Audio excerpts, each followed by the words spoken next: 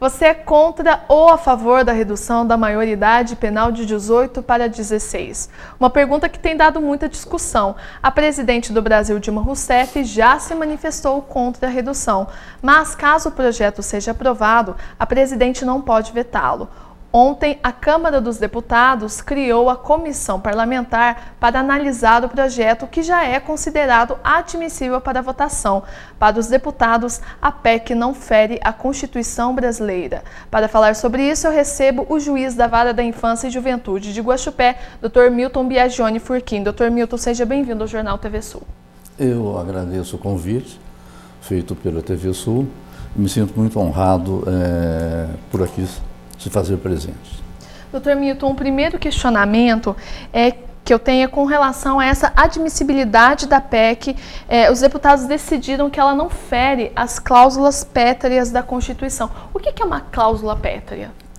Bom, a Constituição estabelece no seu artigo 5º que são invioláveis, né, os direitos e garantias individuais. E o que são esses direitos e garantias individuais? É o direito à vida, o direito à liberdade, o direito à saúde, o direito à moradia, etc. De modo que esses direitos, os congressistas, através de uma lei, seja ordinária ou não, ou seja, através mesmo de uma emenda constitucional, não pode, por certo, ferir essas garantias.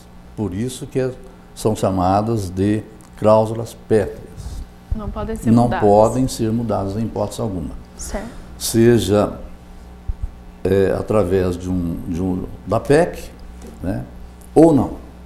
Entendi. A razão pela qual, então, hoje, boa parte dessa discussão é travada em cima da questão da constitucionalidade ou não constitucionalidade com relação à redução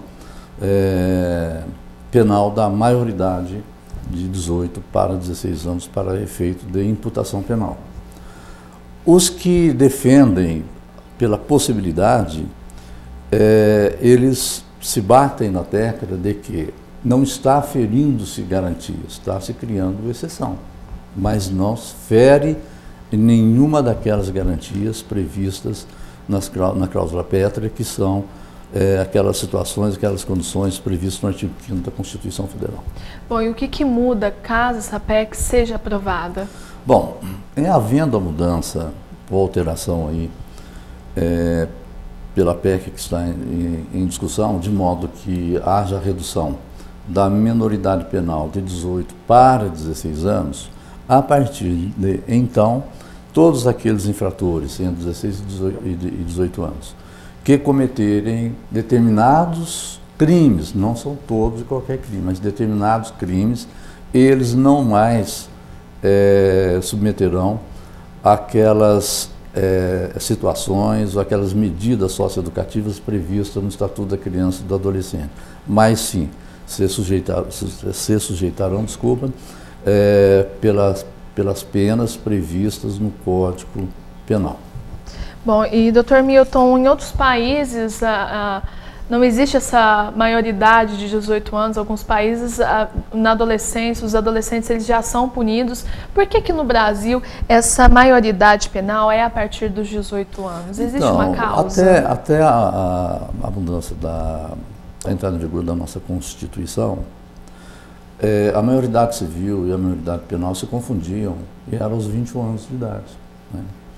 Então, nós tivemos a redução da maioridade civil de 21 para 18 anos. A partir de então, até antes dessa mudança, só poderiam ser punidos também aqueles maiores de 21 anos que cometessem o crime.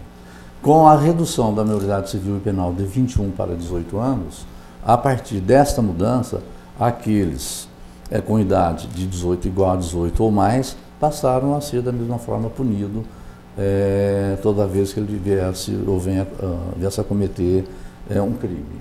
De modo que essa questão da idade, com relação para efeito de punição ou não, para efeito da imputabilidade ou não, eu acho que nós devemos esquecer o que se passa lá no exterior. Nós temos que ver a realidade do nosso país, né? As nossas características, as nossas culturas, a nossa cultura E sem se preocupar com o que ocorre nos Estados Unidos, com o que ocorre na Grécia, na Suécia, na Suíça, ou na França, ou aqui na Argentina, ou no Quênia, ou no Iraque. Vamos nos preocupar com aquilo que está acontecendo com o Brasil, que é a nossa realidade, que é a nossa cultura. Bom, e doutor Milton, essa mudança na legislação também acarretaria mudanças no Estatuto da Criança e do Adolescente? Sim, não tenha dúvida, né? Porque haverá necessidade de se adequar, de se adaptar ao Estatuto da Criança e do Adolescente para referidos efeitos, né, da mudança da legislação. Mas o que precisa dizer, e a bem da verdade a nossa população não sabe, é o seguinte: caso haja aprovação, a redução da maioridade penal de 18 para 16 anos, todos aqueles adolescentes infratores entre 16 e 18 anos que cometerem certos e determinados crimes que irão submeter-se à legislação penal. De modo que, se um adolescente entre 16 e 18 anos, ele cometer um furto, ele vai ser punido pelo Código Penal? Não, ele vai continuar sendo punido, entre aspas, pelo Estatuto da Criança e do Adolescente. Então, são apenas alguns crimes. Que crimes são estes que o adolescente entre 16 e 18 anos irá sujeitar-se a uma punição pelo Código Penal? São os crimes hediondos, estupro, né, latrocínio, tráfico, homicídio qualificado, de modo que apenas e não somente nesses crimes que acabei de citar, que eles, adolescentes entre 16 e 18 anos, que irão ser punidos de acordo com a legislação penal, de acordo com o Código Penal. Todos os demais crimes cometidos pelos menores de 18 anos,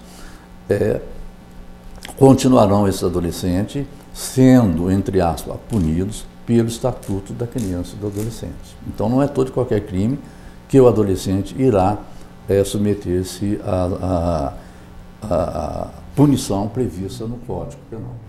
Essa é uma questão que tem que ser levada muito em consideração. E, doutor Milton, a gente vê, com relação à população, muita gente a favor, a maioria da população está a favor dessa redução da maioridade penal, mas para os articuladores do direito, mudar essa maioridade penal é um avanço ou um retrocesso jurídico? Eu, particularmente, sou favorável à redução da maioridade penal, mas em termos, e eu explico por quê.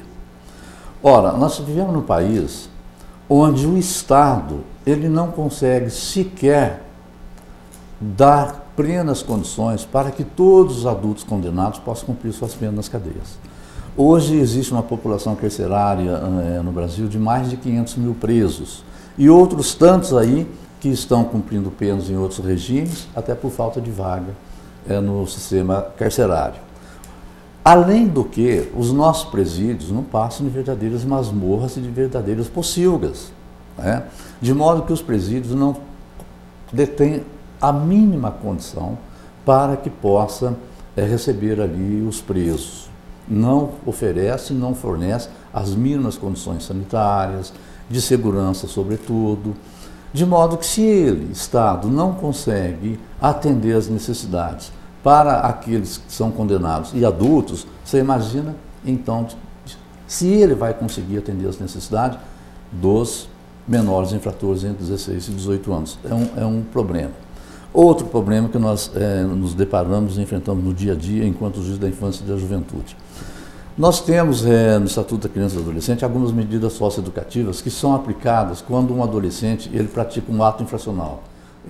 No linguajar comum, quando ele pratica um crime, né? Que vai desde a advertência, que vai desde uma liberdade assistida, ele prestar serviço à comunidade, reparação dos danos, né? Uma internação.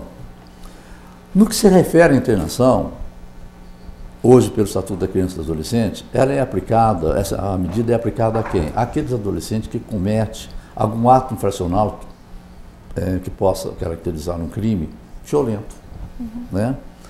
E essa internação é por 3 anos no máximo. Além do que, ele tem que cumprir essa internação em local adequado, que não seja uma cadeia, que não seja um presídio. Ora, quando eu, enquanto juiz da infância e da juventude, aplico uma medida socioeducativa de internação, começa o primeiro problema que eu tenho que enfrentar. Não tenho, na comarca, um local apropriado para que esse menor possa aqui cumprir essa medida socioeducativa de internação. O que eu devo fazer? Requisitar vaga ao Estado para que esse adolescente possa cumprir a medida de internação em qualquer local que exista no Estado. Qual a resposta que eu obtenho do Estado? Que não há vaga. Se não há vaga, o que eu faço com esse adolescente? Uma vez que eu dei a ele, eu apliquei a ele uma medida socioeducativa. Nós ficamos de mãos atadas.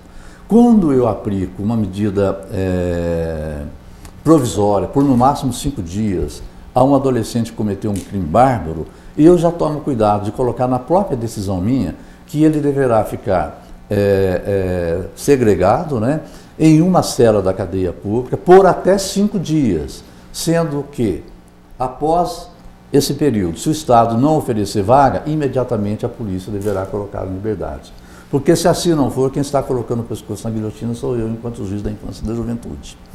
Quando eu dou uma punição definitiva lá na sentença e aplico a ele uma medida de internação, eu também já coloco na sentença. O menor deverá ficar ou permanecer, evidentemente, junto aos seus familiares, até que o Estado disponibilize uma vaga no Estado para que ele possa cumprir a sua medida de internação. Ora, se uma medida de internação, né, o Estado não consegue dar condições ao juizado da infância e juventude para que aqueles adolescentes infratores possam, ali, naquele local adequado, cumprir com essas medidas, imagina se o Estado vai ter condições, então, de dar as devidas condições para que os infratores, a partir de então, não serão mais infratores, sim criminosos, cumprir suas penas. Terceiro ponto, se reduzida a idade de 18 para 16 anos, esse menor, entre 16 e 18, que vier a cometer um crime hediondo, um estupro, um tráfico, por exemplo, ele não vai ser processado e nem condenado na vara criminal. Continuará sendo processado na vara da infância e da juventude. E uma vez condenado, se ele cometeu um homicídio qualificado, um tráfico, um estupro, se uma vez condenado, ele não mais vai receber uma medida socioeducativa de internação. Ele vai receber uma punição, uma pena, que pode variar 3, 4, 5, 10, 15, 20 ou 30 anos, conforme for o caso, né? Muito bem, ele foi condenado a 10 anos de cadeia. Aí vem aquela preocupação e o fato da população, da sociedade não desconhecer também, que todos acham que então esse criminoso entre 16 e 18 anos vai ter que cumprir a sua pena junto com os adultos. De maneira alguma. Ele não vai poder cumprir a sua pena junto com os adultos e, se quer cumprir a sua pena, ainda que seja no local reservado de um presídio para adultos. Moral da história, o Estado vai ter que construir em cada município ou na região instituições apropriadas para que esses menores entre 16 e 18 anos, agora criminosos, possam cumprir a sua pena. Aí eu pergunto, o Estado vai conseguir cumprir, vai fazer isso? Sabemos que em hipótese alguma. Então, de que adianta eu ser favorável à redução da maioridade de 18 para 16 anos, se eu, enquanto juiz, sei que o Estado não vai dar condições para que ele cumpra com a pena, uma vez condenado, se ele já não consegue dar condições para que aquele que eu determino uma internação possa cumprir com essa internação.